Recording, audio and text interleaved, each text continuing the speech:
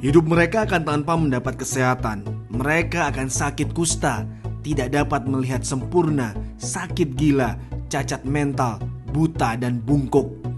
Maka semua orang yang tidak mematuhi akan dikutuk oleh Raja Patigundala yang suci. Demikianlah penggalan kitab Raja Patigundala pada era kerajaan Majapahit yang mengisahkan kutukan kusta bagi orang-orang yang tidak taat pada hukum kala itu. Penyakit mematikan yang telah ada di Nusantara sejak berabad silam.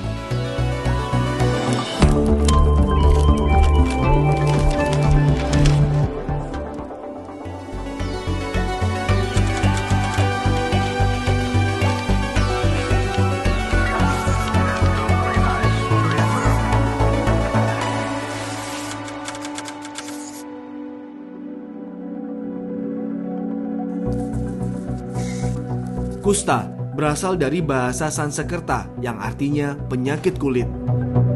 Kusta diduga berasal dari Asia dan Afrika Tengah sejak 2000 tahun sebelum Masehi. Penyakit ini kemudian menyebar melalui interaksi manusia dalam proses perdagangan, perang, hingga penjajahan antar benua. Kusta merupakan infeksi kronis yang disebabkan oleh bakteri Mycobacterium leprae. Penyakit ini menyerang kulit, saraf tepi, mukosa, saluran pernafasan atas, dan mata. Kusta tidak memandang umur, baik anak-anak maupun orang dewasa bisa terserang kusta. Bakteri ini dapat berkembang di daerah tropis dan subtropis yang panas dan lembab. Hingga kini, bagaimana mekanisme pasti penularan penyakit ini masih dalam penelitian para ilmuwan. Namun, sejumlah penelitian menunjukkan salah satu cara bakteri kusta dapat berpindah antar manusia adalah melalui saluran pernafasan dan kulit. Penularannya tidak mudah, harus melalui kontak selama berbulan-bulan dengan penderita kusta. Bahkan tidak menular hanya dengan bersalaman, berhubungan seksual, maupun dari ibu ke janin. Kusta itu penyakit menular yang paling sulit menular karena syarat-syaratnya untuk menular itu cukup banyak gitu. Dan yang penting lagi, pasien yang sudah terdeteksi kusta secara dini kemudian diobati dengan cepat sudah bisa berkurang jumlah kumannya sehingga dalam 1 atau 2 bulan dia sudah tidak menular sebenarnya. Gejala kusta itu kebanyakan didapati pada kulit ya, kulit berupa bercak yang warnanya bisa kemerahan atau warnanya putih ya itu, dan yang nyata sekali gejalanya adalah bercak mati rasa.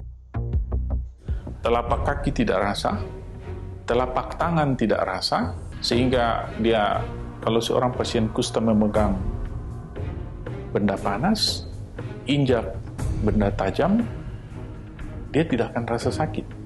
Dan itu yang membuat pasien kusta yang sudah terlanjur cacat, lebih mudah cacatnya itu bertambah parah karena masalah.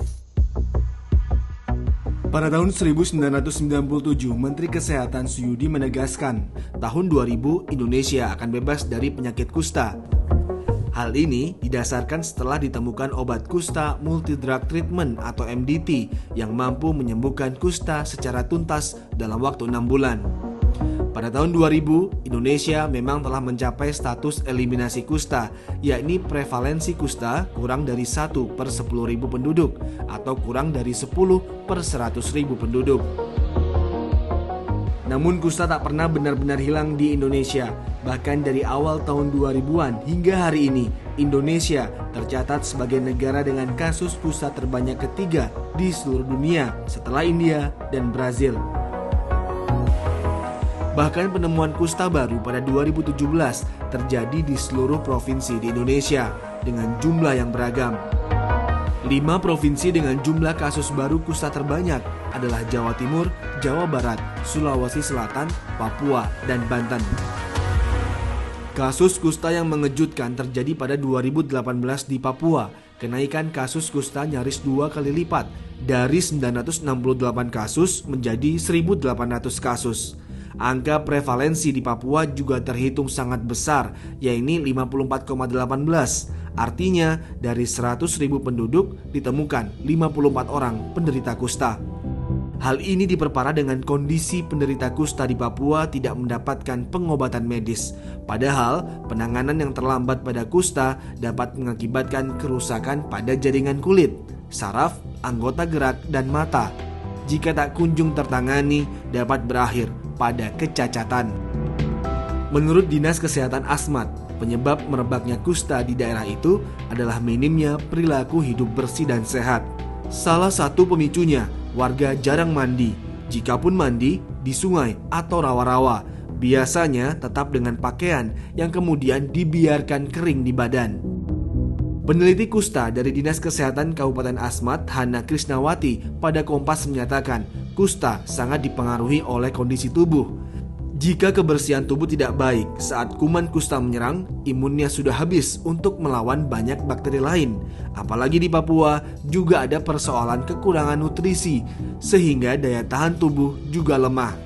Ada 3 faktor penting, host, agent, environment. Sehingga dalam pemikiran saya, mungkin sulit untuk benar-benar menghilangkan mikroba tersebut atau bakteri Mycobacterium lepra tersebut, tetapi intinya kuman boleh ada, tapi manusianya sehat. Pada sebagian besar kasus, infeksi kusta semakin menjadi karena lingkungan yang tidak sehat. Masyarakat kekurangan air bersih, kondisi rumah mereka pun tidak memadai. Ventilasi, pencahayaan, dan tingkat kelembaban tidak memenuhi syarat. Hal inilah yang menjawab mengapa penderita kusta didominasi oleh kelompok masyarakat miskin yang jauh dari pola hidup bersih dan sehat, sehingga tak hanya mudah diserang oleh kusta, namun juga penyakit lainnya. Menghilangkan kusta tak cukup hanya diobati. Kunci utamanya yaitu menyelesaikan persoalan sosial serta membangun kesadaran pola hidup bersih dan sehat masyarakat, agar tak ada lagi kusta di antara kita.